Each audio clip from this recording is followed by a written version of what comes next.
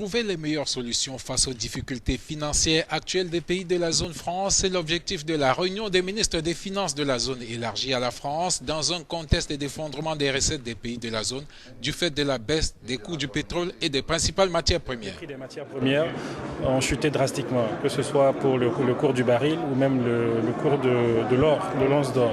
Ça a eu des impacts sur nos économies, surtout des économies dont les recettes d'exportation dépendaient fortement de ces matières premières-là. Donc aujourd'hui, il s'agit de trouver des alternatives face à ces chocs exogènes dont nous n'avons pas la maîtrise. Les pays de la zone franc, d'après le FMI, risquent d'importants déficits de leur compte courant. Pour autant, la question de la réforme du franc CFA revient constamment. Il est temps de réformer ça, vous voyez, et que les banques centrales deviennent nos banques centrales.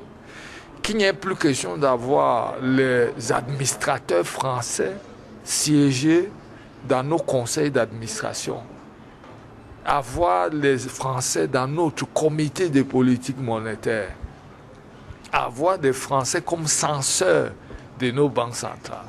Pour le ministre français de l'économie et des finances reçu la veille par le président Biya, la décision de réformer la zone revient aux pays africains. C'est la décision des pays africains qui s'impose, pas la décision de la France. La décision des pays africains qui s'impose. S'il y a une volonté de voir évoluer cette zone, cela doit venir de la volonté des pays africains eux-mêmes. Dos au mur, les dirigeants de la zone franc doivent prendre des bonnes solutions le plus tôt possible.